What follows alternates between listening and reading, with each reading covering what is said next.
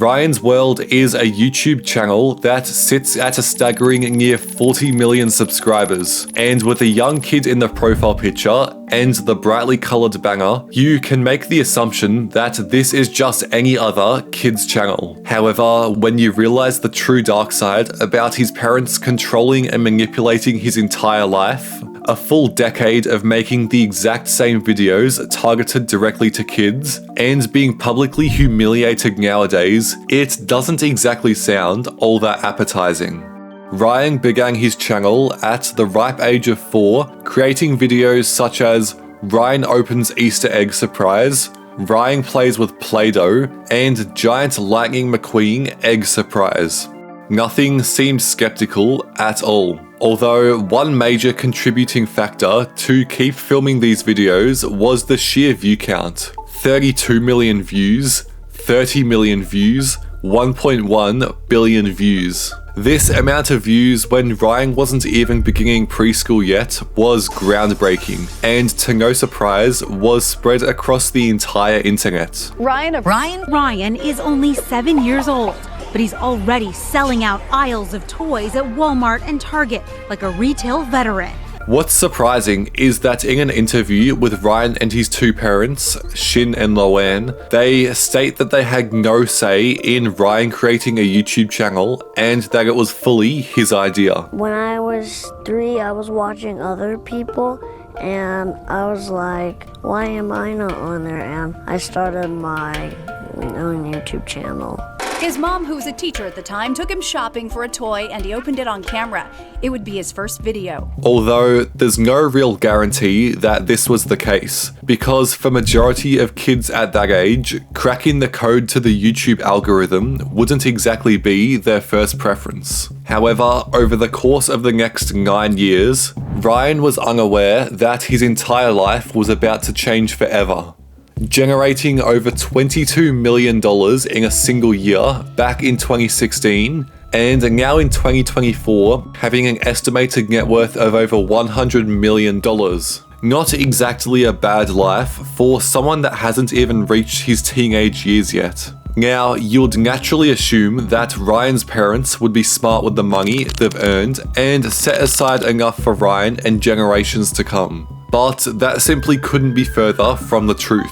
Ryan's mum has a criminal history of stealing items from a clothes shop, failing to pay back the fine, do her community service, and therefore spent a month of her life in jail. And his dad isn't exactly the most likable man on the internet either. On track to be a teenage billionaire. How much does Ryan get to keep of all this? Oh, be careful, Ryan. So what exactly caused the downfall of Ryan's World? In August of 2022, the Ryan's World YouTube channel would receive 468 million views. Fast forwarding 2 years later, and that number is just shy of 300 million. And while that number is still higher than majority of YouTubers will ever get in their entire career, there is still a downward slope in the views over the long run.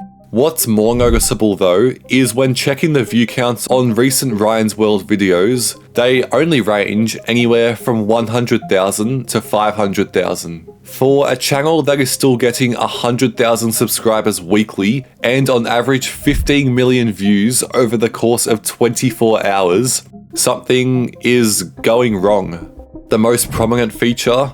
That Ryan isn't the same kid that he used to be. Back in 2016, Ryan is seen enjoying himself and is clearly happy to be in the videos, playing with the toys that you can tell genuinely interest him. But nowadays, Ryan is seen still dressing up in the same costumes and acting a way that no near teenager would act in videos such as Ryan Goes to Superhero School Challenge, 999,998, 999,999, 1 million. Morning workout complete. I'm ready for superhero school. While I head to school, check out this clip from Ryan's World the movie, Titan Universe Adventure. Therefore, it's no surprise that comments have been disabled, as well as a significant dislike to like ratio at 62%. It also doesn't help that this exact clip has been spreading on TikTok, gaining over 37 million views with the caption "Let bro retire already," and the comments definitely didn't miss anything either. Like, bro, EvanTube already graduated, 500,000 likes. The bills cannot be this high. I know he gets bullied for this. He's counting how many videos he's done, which are all completely fair points. Similar kid creators like EvanTube have moved on and stopped creating the content they were once making, even if they did see a significant decline in views. The same can be said with what used to be a kids channel called the Gem Sisters, which, just like Ryan, grew up. But instead of creating the same content that they did 9 years ago, they instead shifted to vlogging their day-to-day lives and making content that actual teenagers should make.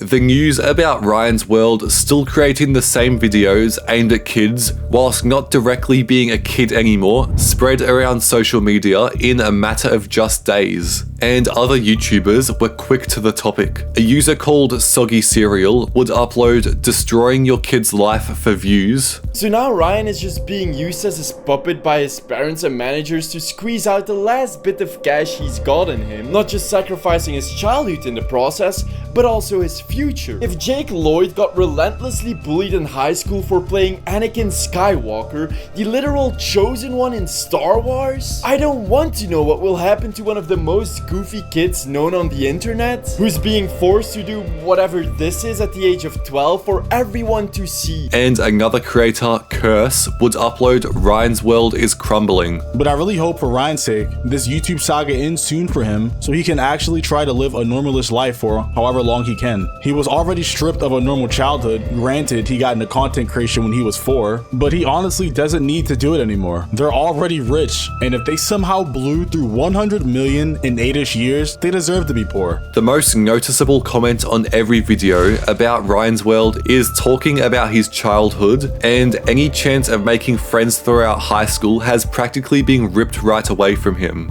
They also talk about the high probability that Ryan will get bullied for the rest of his life, as Ryan has one of the biggest digital footprints in the world, so he can't simply just disappear without a trace. On the 22nd of August 2024, John Ushire would upload a 53-minute video to YouTube titled "Meet YouTube's Richest 12-Year-Old, Ryan's World," where he would interview Ryan, his parents, and discuss with them how they built Ryan's World into one of YouTube's biggest empires. What originally was planned to be a heartfelt interview with Ryan answering most of the questions himself turned into a complete nightmare when he would barely get a chance to say anything, and instead his dad did nearly all the talking. When you guys look ahead, like any other projects that you're most excited about, like the future of the channel, like how do you think about the future of Ryan's World and your business and your family? Right now I feel like we're at the tipping point where like the movie is a great moment, and then from there, we wanted to kind of step aside and think about what we want to go. Ryan's turning 13 years old this year, so he's turning teenager.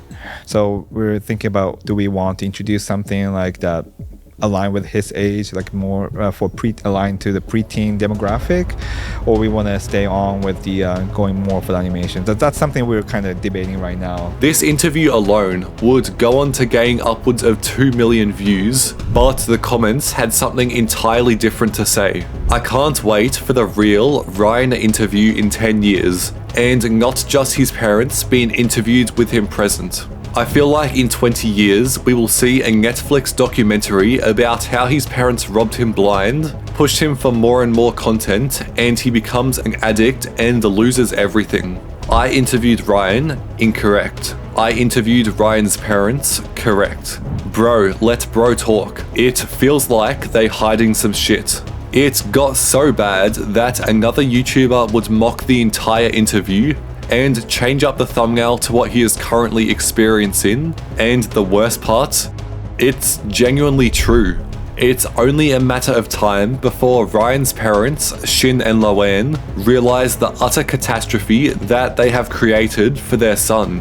What they originally thought was what they will be doing for the rest of their lives, generating millions of dollars every month, has slowly turned into exactly what they fear the most: cancellation. And it seems at this current moment, this is what's happening, as this drama is only spreading further and further across social media, so it's anyone's best guess as to how the Ryan's World channel will continue to grow now that Ryan is finally a teenager. In May of 2018, the B family would gain 160 million views. But comparing that to current times of only averaging roughly 5 million views per month, it's clear that something has gone wrong. In connection to only posting 3 long-form videos in the span of 2024 as a whole, it's no surprise that the B family hasn't gained a single subscriber since June of 2023. The B family's decade-long run on YouTube started back in 2014 with simple 7-second long videos. However, through these 10 years of creating content, it wasn't exactly always smooth sailing. Can that language not be likened to that of talking about? Absolutely. So he is referring to a 15-year-old minor. The channel would find initial success posting short yet entertaining vines, beginning with the 2 parents, Mama B and Papa B, whilst introducing their 2 kids, Mr. B and Gabriella B. On the 5th of September 2015, the B family would hit the milestone of 100,000 subscribers. Then, only 4 months later, in January of 2016, they would have already surpassed 1 million subscribers. The channel was growing exceptionally fast, with each family member providing a unique style of entertainment that was easily recognizable from an audience of any age. It wasn't until April of 2017 where the B family would upload a video titled Gummy Food vs Real Food, and with a view count of over 100 million, this is where the channel began to skyrocket their success. Gummy Food vs Real Food Pizza Edition, 26 million views. Fidget Spinner vs Fidget Spinner, 39 million views. Not long after the video game Fortnite became popular on the platform, the B family capitalized off this once again by posting numerous in-real-life dance challenges. In the span of only 4 of these videos, they had amassed over 250 million views, and the channel was gaining hundreds of thousands of subscribers each and every month. It was clear that implementing the kids into the thumbnails was working well and was a main contributing factor to the channel's success. But unfortunately, it was also what ended the channel in its entirety. With a current audience of over 10 million subscribers, on the 28th of January 2022, the B family would upload a video titled Dear Killick, She's Only 15. The video began with the parents mentioning this. So it's been brought to our attention that a YouTuber by the name of Killick started to make very sexual references towards our daughter, who is a minor. She's 15 years old, and these comments towards her were absolutely disgusting, completely inappropriate. And then it was made obvious what the video was going to be about. The parents would state what physically happened the night prior to the upload. Last night, our son was gaming. He decided to go into a Roblox game with this person named Killick.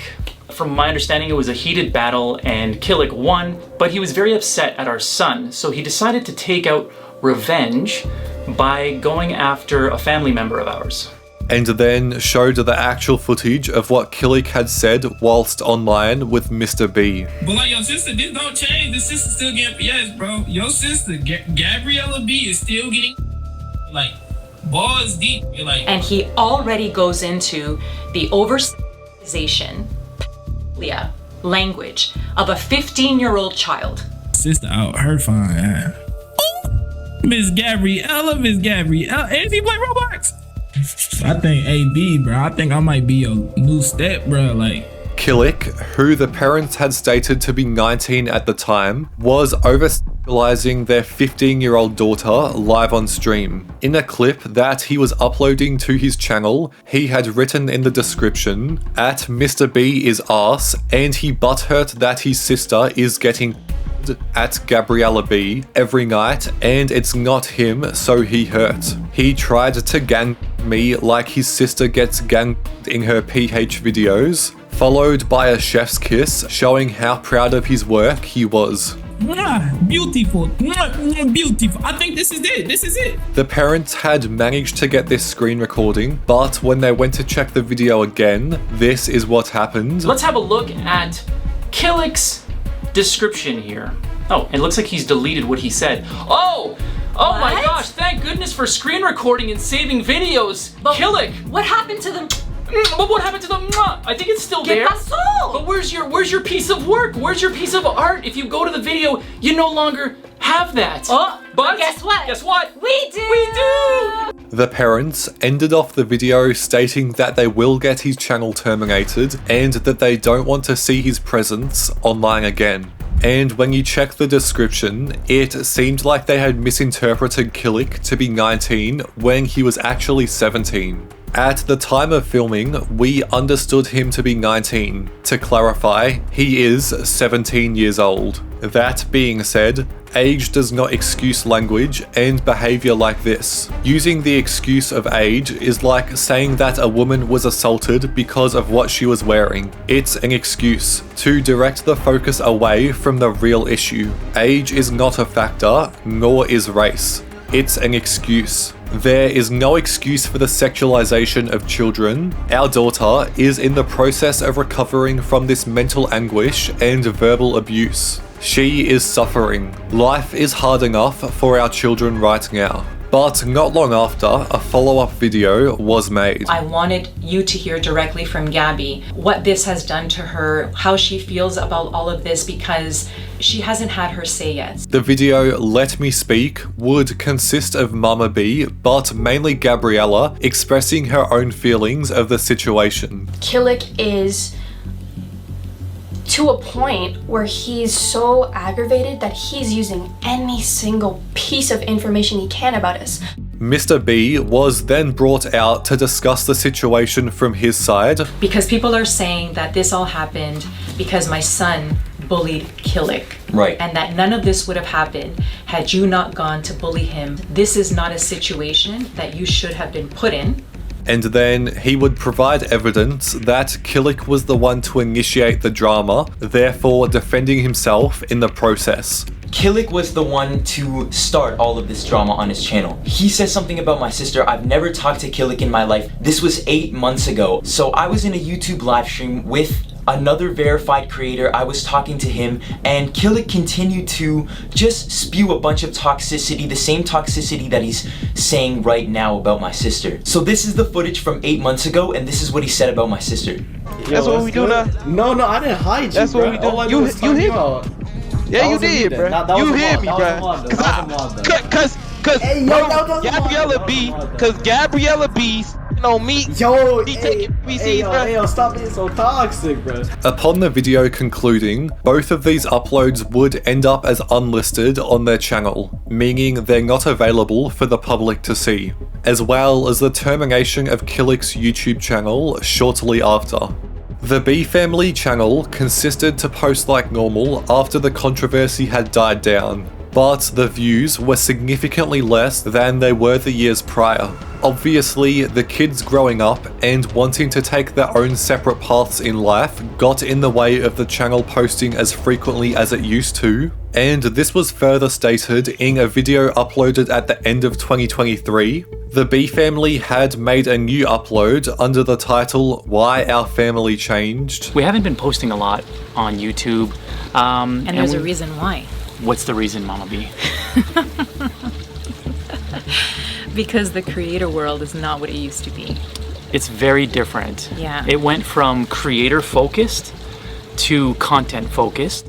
They added on that due to the changing nature of YouTube, they didn't want their kids to partake in the new era. The creator world is changing drastically, and we are not allowing our family to feed into that. Yeah. which we don't think is healthy, especially for all the young audiences on here. Before finally mentioning the future of their kids.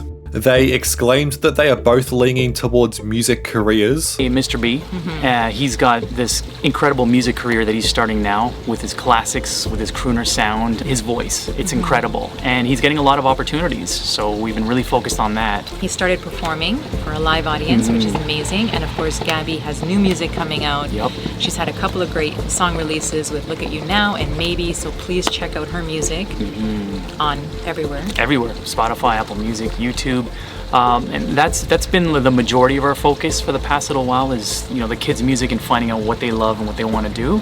And when diving into their portfolios, it's evident that their music is working out, as Mr. B is currently growing at a rapid rate, and Gabriella has over 1.5 million monthly listeners with 11 million followers on TikTok to promote every new song. CoffeeZilla has built his career by exposing and single-handedly destroying creators who are in the wrong. And just recently, he has gone viral for exposing YouTube's biggest scammer, the Hawk Tuah girl. From becoming a worldwide meme off of saying a few sentences, the Hawk Tuah girl, aka Haliey Welch, has found herself in massive controversy after an awful attempt at getting into the crypto market. The scandal has since totaled her career, and everyone online has turned against her. What new thing did you do? What was different here? You made a rug pull crypto. That's as old as dirt. But how exactly did this all happen? Hi, you're watching Indart. Every week I'm uploading a brand new YouTube documentary, and today we'll be diving into the disastrous story of how the Hawk Tuah girl completely destroyed her own career with one huge mistake. On the 24th of June 2024, street interview channel Tim and DTV would upload a video with what was originally titled What Makes a Man Go Crazy. However, this would later be changed to Hawk Tuah Girl Original Video after gaining nearly 9 million views due to this prominent segment in the video. What's one move in bed that makes a man go crazy every time? Oh, you gotta give him that Hawk Tuah and spit on that thing, you get me?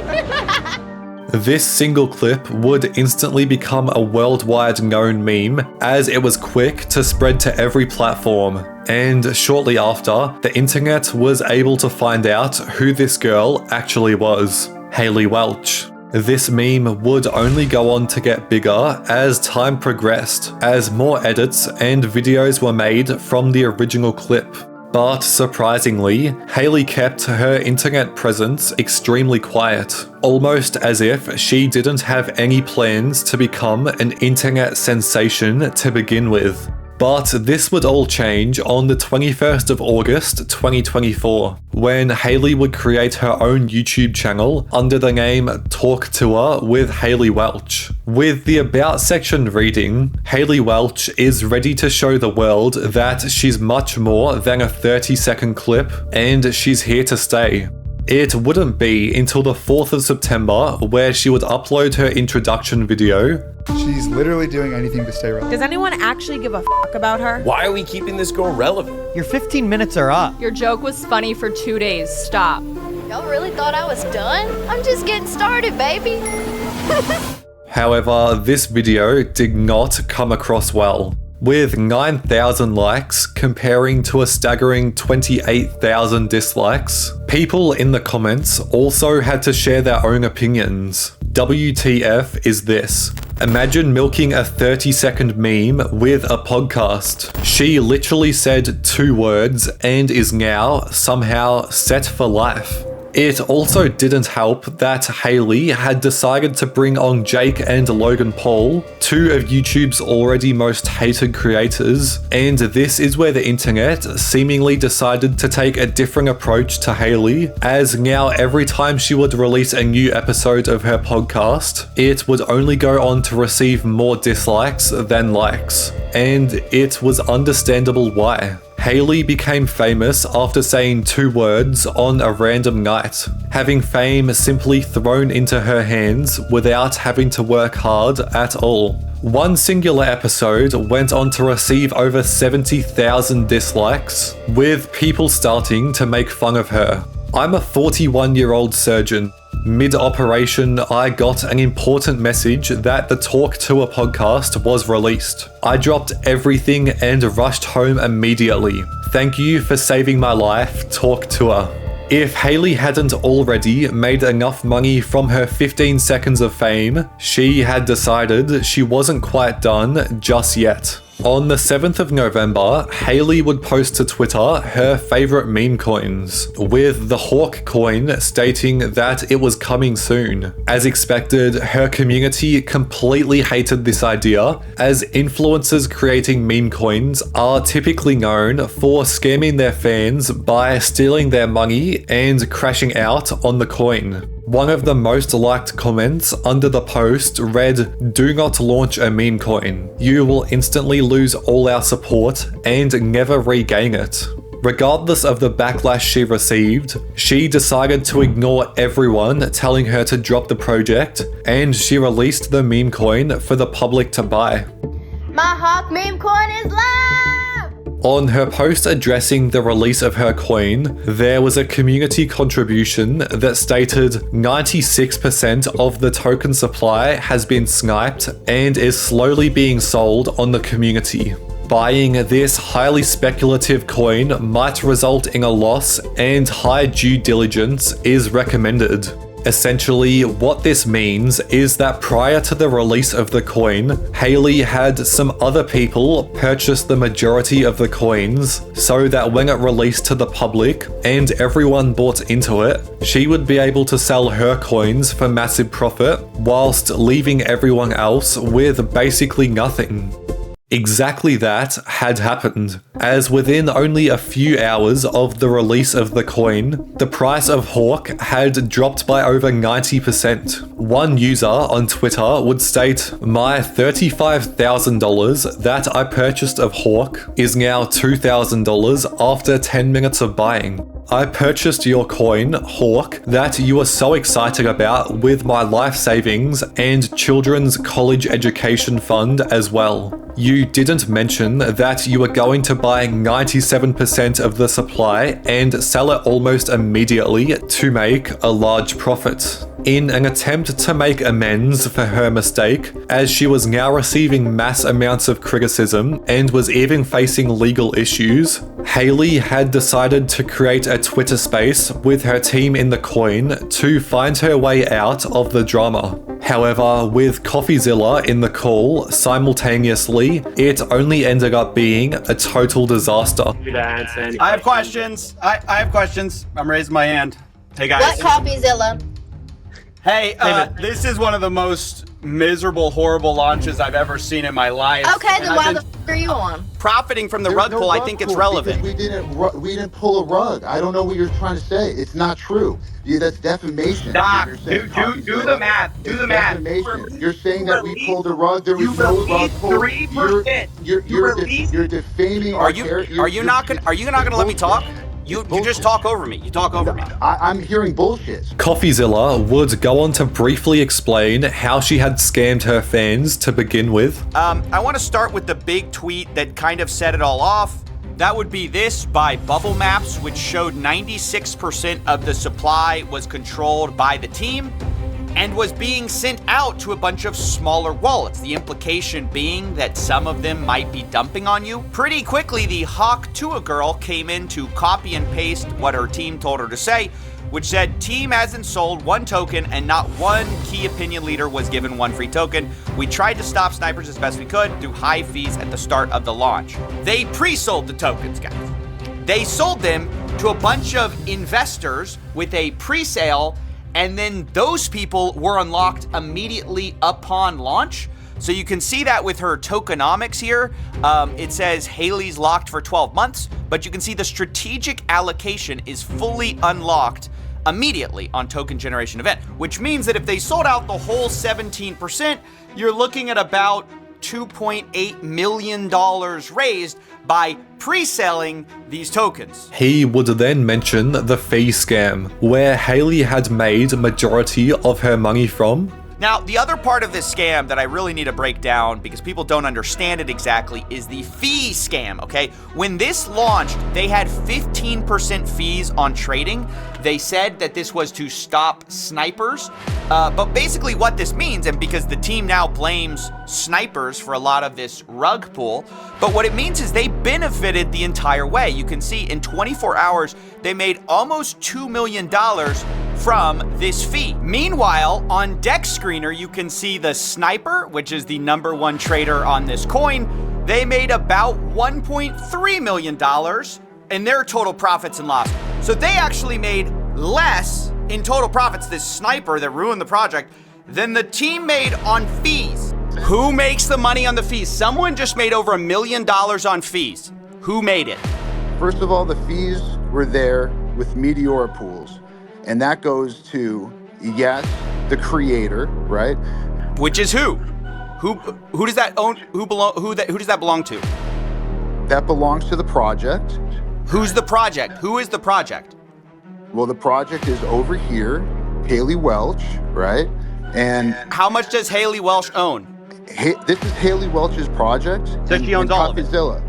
CoffeeZilla. I'm just trying to figure out who owns it. Do you know how much it costs for lawyer fees to create a foundation in the Cayman Islands, to hire directors? You think this stuff pays for itself? One of the people in the team who was speaking in the call began frequently pointing out how the coin was not a scam. Everyone thinks that, oh, everything's a rug.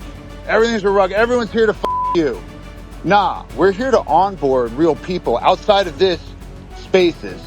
Right? The people here, you guys are already y'all are ahead every day thinking everything's a scam. And you know what? You guys are right. Everything is a scam, but not this. Not this. He then proceeded to get angry and call people who bought into the coin, quote, mentally ill. He's having a meltdown. You know, you guys, I'm going to say y'all, you guys, right? There's a lot of negativity in the space. I think crypto brings the mentally ill into this thing, right? If you guys are in crypto, you're most likely mentally ill, and I'm gonna count myself as mentally ill for even being here right now. Before Coffee would finally address the main concern of the video, the insiders buying the coin before it was actually released. You guys released 3% to the Meteora pool, while you have 17% of the token allocation unlocked day 1 from your strategic allocation. Are you guys insane? What do you guys think exactly is going to happen when your insiders get sent their tokens? And by the way, who made the money from your 17% pre-sale while you're giving a tiny piece of the pie to the public? Like, what the hell? This is the worst tokenomics I've ever seen, and it is a scam. After being muted at the end of the conversation, Haliey, out of the blue, would decide to leave the call, claiming that she was going to bed, when in reality, this was an attempt to divert the attention away from her, as she knew the drama was now serious. Haliey hasn't made any public statements about the drama since the release of CoffeeZilla's video, and in return, the community has completely turned against her. Every platform that she is on is receiving huge amounts of hate, her podcast has completely fallen off, and people are stealing her signature slogan to make fun of her. You're going to a jail, better talk to a lawyer. However, on the 21st of December, Haliey would tweet, "I take this situation extremely seriously and want to address my fans, the investors who have been affected, and the broader community. I am fully committed to assisting the legal team representing the individuals impacted, as well as to help uncover the truth, hold the responsible parties accountable, and resolve this matter. If you have experienced losses related to this, please contact Berwick Law using the link below." Basically summarizing that, fortunately, maybe unfortunately for some of you weird people, she is alive, and she posted the most lawyered up tweet I think I've ever read in my entire life. Did you get scammed by Hawk Tuah coin? Make sure to email us so that we can give you absolutely nothing and deflect all the blame so Haliey gets to keep all of the profits. Countless arguments. Were you lying? Non-stop beef, that you made that sob story f***ing video and an online scandal that's never been talked about. It's all a big lie, and I'm not gonna stand for it, bro! The famous trio containing Jelly, Cranger, and Slogo, or better known as Robust, has completely shut down. Wait, Indot, can you make a video about that? Many people are pointing their eyes back at a singular video I uploaded on the 23rd of May 2024, and only 2 days later, Jelly would upload a reaction video titled My Best Friend Got Exposed. I'm gonna be watching it, reacting to it, and giving my thoughts about my good friend Crainer. And you're gonna be watching this on Jelly 2.0, which is my second channel where I do random things. Now the boys might be reacting to this on the SLG channel, but I'm not welcome there, so I'm gonna do it on my own. Jelly stating that he wasn't welcome on the SLG channel didn't go unnoticed. For context, SLG is a channel that consists of Slogo and Cranger as a duo within the trio. Jelly, can I just ask why you aren't welcome on SLG? He's not welcome there? You know, I always wondered why Jelly was never on the SLG channel. Jelly was seemingly correct, as on the 22nd of August 2024, the SLG channel would upload a video with the exact same title as Jelly's, reacting to the video I made about Cranger. Crainer, I've I've heard about the accusations. I need you to just be honest with me. Tell me. Yes. Is it true? I don't know, actually. I haven't watched the video yet. All I know is that this is big trouble. Cranger had admitted to making mistakes in the past. Look, so what happened here? Oh, here we go again. More corrections. Go. No, I'm not correcting anything. I was a dumb, young guy who wanted success. So I set up Lancy a lot of bit. And I got on Ian's good side. And then I started recording with Ian. Look, we all make mistakes. Josh, haven't you sold out a friend? No. Okay. However, he also made the point that he was over being involved with online drama and just wanted to live a peaceful life. Okay, it honestly does make me feel a little bit bad still. I don't like being in drama. Cranger mentioned that he believes I have a speech impediment. You know what? I want to apologize, Indot.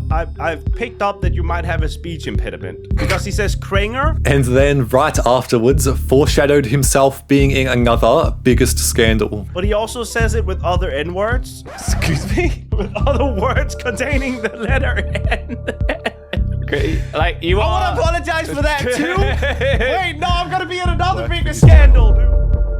Only 3 days prior to this video being posted, Jelly himself would randomly upload his own video titled I Left Slogo and Cranger. This was made out of absolutely nowhere. I don't know how to start this video. I don't even really want to post this video or do this video, but I think it's time to address the obvious. I think a lot of you are wondering what is going on. It's highly likely that you've read the title. And unfortunately, it is not clickbait. I am leaving Slogo and Crainer. He would begin by mentioning that there's no beef between anyone. Before we get into it, I just want to say there's no beef, okay? Me and Slogo and Crainer were on good terms. Then Jelly would go on to explain exactly what he will be doing. That big change is taking on this YouTube thing on my own. For the past 10 years, I have been in a group. All of you probably know Kwebbelkop left around 5 years ago, and then 4 years ago, Crainer joined, but 2 years ago he left, and then about 10 months ago, Crainer joined back. So there's been a lot of changes through my career as a YouTuber, and frankly, this change that I'm gonna go through right now is one of those big changes that you can add to that list. Planning to go solo and disregard his two best friends wasn't expected at all. This video was met with positive comments. You got this, brother, wishing you all the best, but a heavy majority were heartbroken. It used to be the traffic light trio, but now without green, they can't go. My childhood is disappearing in front of my eyes. You can literally see Jelly slowly tearing up throughout the video. Jelly's video then began to get emotional. The boys have been focusing a lot on a new path for them, a new channel, but unfortunately, their new path also didn't include me. And you know, that sucked.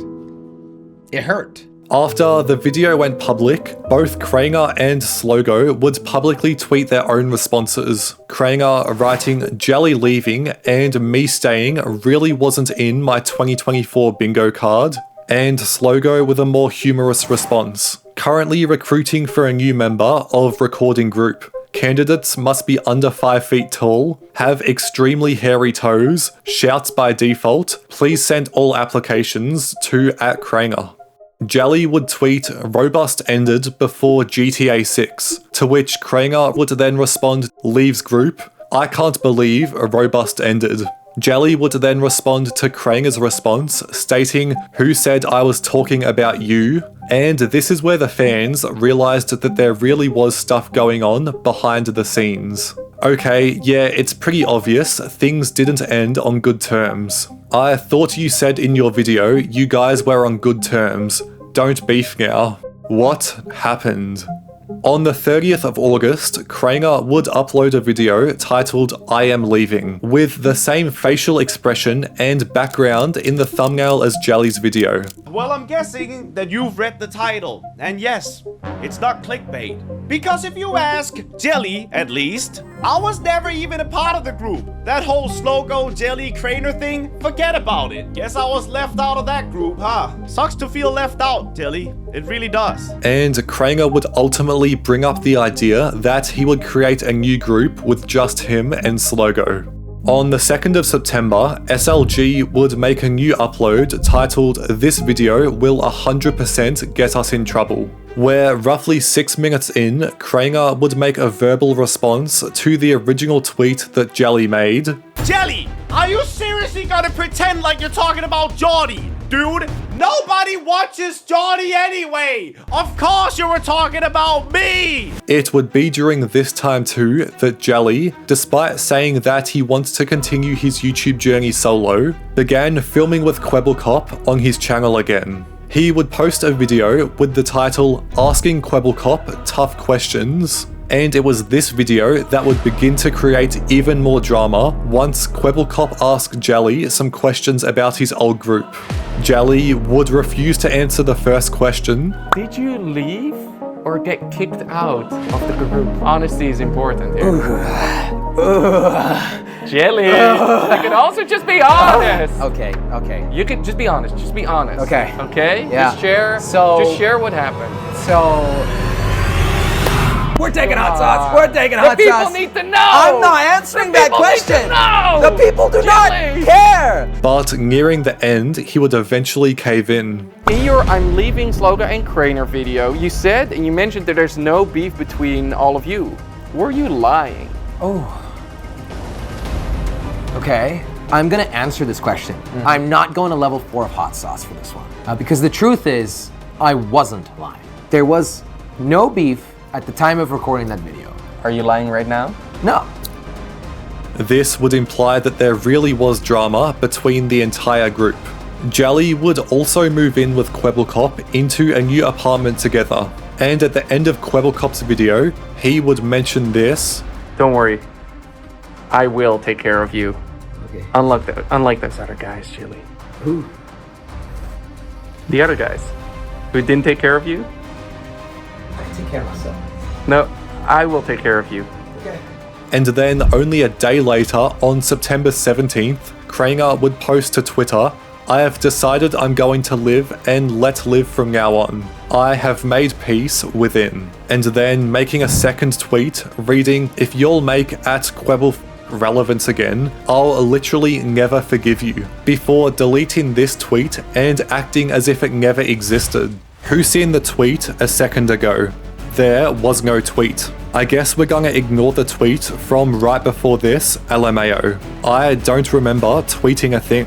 Kranger would then publicly crash his feelings about the whole scenario. I just don't like them. I don't like Jelly right now, and I don't like Kwebbelkop. This is the reason I don't like Jelly right now. He did feel left out. He told me and Josh about that. Me and Josh tried to correct our mistakes and actually canceled a lot of things for Jelly to not feel left out. He left anyway. Fine, you can leave. I just don't think it's fair to say that you leave the group because you feel left out. Okay, fine.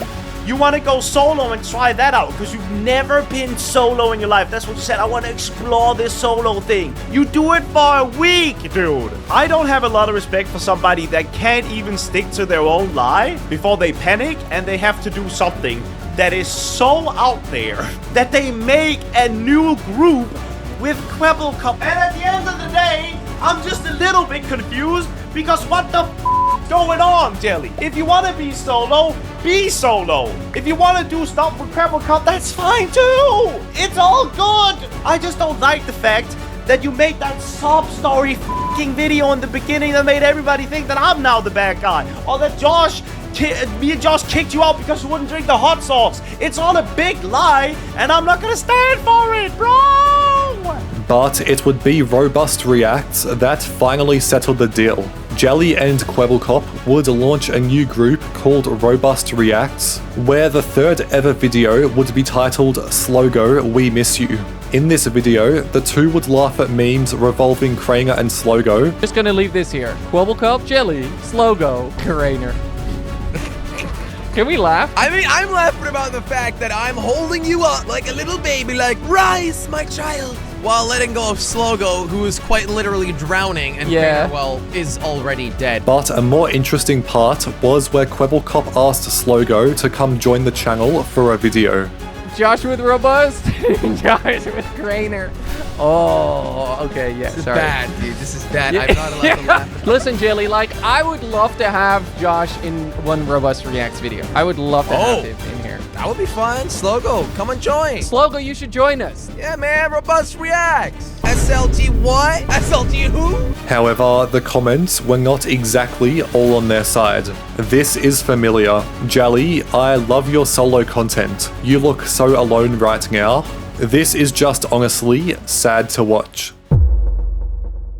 No, you don't f***ing understand because you haven't released a song before. Ass, trash, you suck, bro. F*** yourself, all your fans, and f*** you. The downfall of KSI will be studied for years to come, with the majority of his audience completely turning on him, now hating every single piece of content he uploads online. His 24 million subscriber YouTube channel is rapidly declining, and multiple massive YouTubers have all decided to turn against him. Hey, Captain, this is actually like a solid 2 out of 10. Is that me? What the?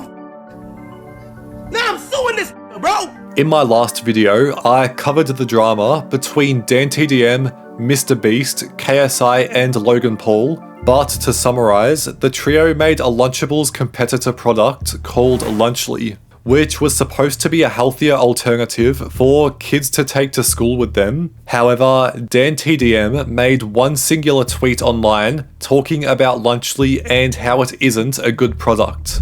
As a result, KSI has gone completely mental on all platforms, making himself look like a complete idiot in front of his millions of fans.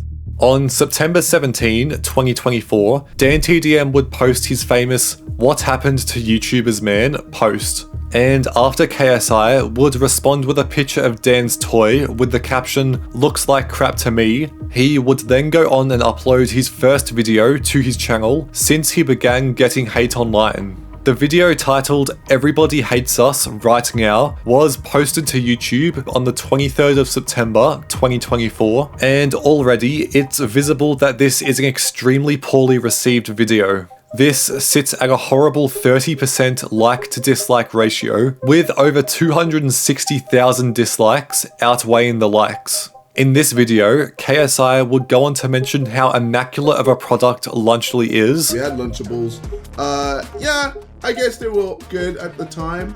Well, we've made something better. In our product, we have real cheese, and ours just tastes way better than Lunchables. However, what was originally an expected apology video for KSI criticizing DanTDM on Twitter soon turned into a complete outrage and KSI hating on his fans. Nah, JJ's cooked, bro. And then there's a tweet from Jacksepticeye. You mess with DanTDM, you mess with YouTube. I mean, that's cringe.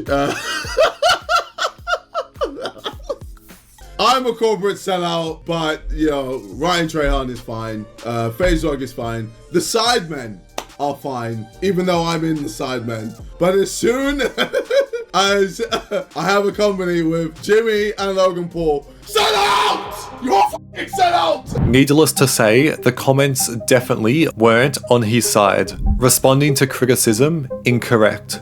Yapping, correct. You're weird AF, bro. The M in KSI stands for mature. Only a day later, on September 24th, 2024, KSI would tweet the following. This whole Dan TDM and Lunchley beef really shows that I'm in the quote thick of it, unquote, out October 4th. Pre-save link down below, and this refers to a new song that he was working on during the process of the drama. Unfortunately for KSI, his fans came to the realization that releasing a song publicly isn't going to make his previous actions disappear at all. We will not be listening. Stick to YouTube. Sincerely, everyone. The following day, on September 25th, 2024, a YouTuber, Marquez Brownlee, found himself in a little bit of controversy. He attempted to sell a $50 wallpaper app to his fans, and KSI saw this as the perfect opportunity to finally find his way out of being cancelled. Responding to Drama Alert's tweet, he would simply copy and paste Dan TDM's original tweet, which was then followed with his own statement, reading, "Some dumbass YouTuber said this exact same thing to me the other day. Rather than complaining, crying, and trying to cancel a YouTuber for creating a product, here's an idea. If you don't want or like a product, just don't buy it. Simple." Now, it was evident that this was KSI's desperate attempt to get out of drama. But mocking Dan TDM, the YouTuber that dozens of people consider the absolute king of YouTube, wasn't going to be let off so lightly. KSI would get ratioed in the comments of this post, and everybody was wondering why he couldn't simply keep his mouth shut. It was about time that KSI took a break from the internet, as a full 3 days had passed and he was yet to make any more announcements. That was until 6:30 AM on September 28th, where he would finally address the drama. KSI would make a new tweet reading, "A lot has happened these past few days online, so here I am addressing everything below." What once again was expected to be a heartfelt apology was actually a complete prank, as KSI would link his new song that he created, Thick of It featuring Trippie Redd, and this is where the drama seriously began to heat up. A community note was added to KSI's tweet, stating this link takes you to a page where you can pre-order his new song, and has no apology. The tweet is misleading. Over 1 million dislikes on the #1 trending song in the first week, and with lyrics such as "I'm in my prime" and "This ain't even final form," 40-something milli subs or so I've been told, this instantly became the biggest meme online. Hundreds of thousands of creators had begun discussing the song and how awful the lyrics are. People hated this song so much that one comment underneath the video literally got more liked than the entire music video did, and it reads, "Honestly, if it had a different beat, different melody, different lyrics, different sound effects, different artist, different theme, different message and a different genre, it could have gone hard." There were dozens of influencers online making shorts mocking his music, such as OK Kron posting how KSI felt while recording this absolute banger, and at the end of the video, KSI would seemingly have Dan TDM's signature diamond in the outro credits, whilst mentioning that it was an Easter egg at the end for a certain man, trying to get the point across that this was almost a diss track towards Dan. But it just goes to prove that he can't seem to let go of the singular tweet that Dan made towards him, and even after this, there were still fans commenting, "My farts sound better than this shit," which would go on to get triple the likes than the original post would. It was during this time too when KSI would actually release a video titled "My Apology to Dan TDM," which on first glance seemed to finally be a sincere apology for his actions. Hey guys, a lot's happened these past few days. And I've had a lot of time to reflect and really understand everything that's happened and all of my actions. And However, later on, it was found out to just be another troll to his community. I want to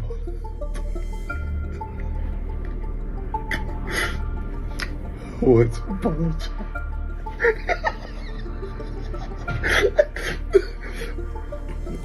I want to say sorry. I can't do it.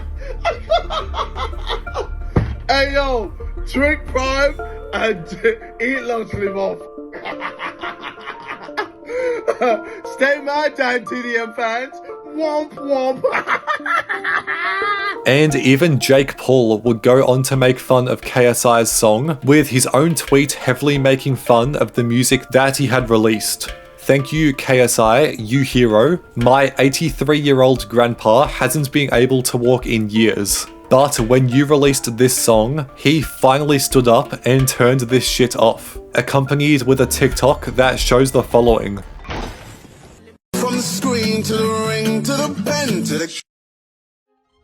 The hate on my new song is so forced, KSI would retaliate, showing that this genuinely was starting to hurt him, as there were so many memes made about this song. He would make another post. These stupid fans leave trash comments on my new song, thinking they're getting to me. You're not. It's not funny. It's boring. You're wasting your time. And the funniest part is that he would state, quote, thinking they're getting to me, unquote. However, he would go on and proceed to make 30 tweets about it, showing just how narcissistic he truly is. And this is further proven once he posted this tweet publicly, stating that he can't even promote without people taking the piss from him, going on to further label everyone on the internet as generational haters, how tired he is of people hating his song, and asked people just to leave him alone, before finally crashing out and releasing his true emotions to the world whilst on a live stream. What do you want to happen? What do you it's already out, your song's already a meme. What do you want to happen now? I just wanted to stop. I wanted to stop. I want people to stop making fun of my song. I understand, man. Well, okay, I thought of how you could do it. No, you don't understand because you haven't released a song before. But look, dude, for example, imagine putting your heart and soul into a project and then release it into the world and everyone's going, ha ha, ass, trash, you suck, bro, yourself. JJ, you've been on the internet for how many years now? I mean, you should be used to that stuff. Yeah, but it's when it's my music, it's personal. Yeah, but what do you... I'm literally making music about my life.